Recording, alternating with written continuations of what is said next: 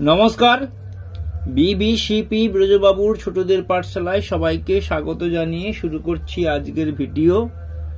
আমাদের পরিবেশ পঞ্চম শ্রেণী, একক পরিবেশ ও সম্পদ, উপ একক কেমন করে সমান ভাগ। প্রথম প্রশ্ন, কে আমাদের অক্সিজেন দেয়? বনের গাছের পাতা আমাদের অক্সিজেন দেয়।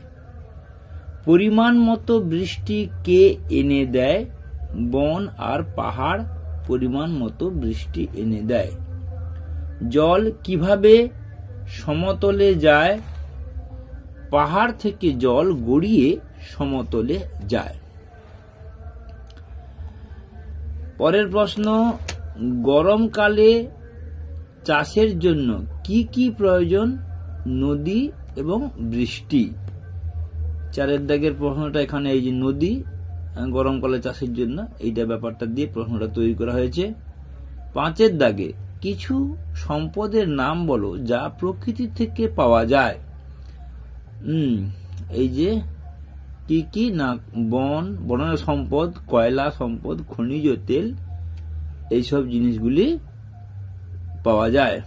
ছয়ের দাগে, কোন সম্পদ না হলে জীবন অচল হয়?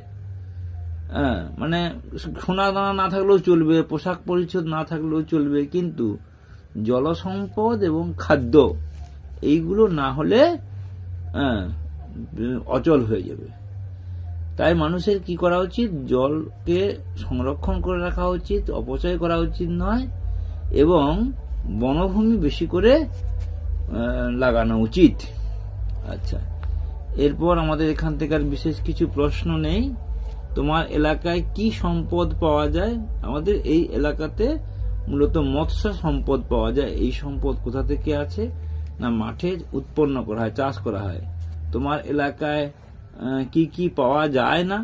কি কি পাওয়া যায় না বলতে, ধান পাওয়া যায় না, পাট, গম, তুলা, মশলা জাতীয় দ্রব্য, কারখানার সম্পদ, এসব কারখানায় তৈরি হয়, সেই সব জিনিসগুলোর নাম এখানে লিখে দিলেই চলবে। কোথা থেকে সেসব তোমার অঞ্চলে আসে যেগুলো পাওয়া যায় না? সেগুলো শহর থেকে, পাশের জেলা থেকে, বা দেশ বিদেশ থেকে এইসব জিনিসগুলো আমদানি করতে হয়।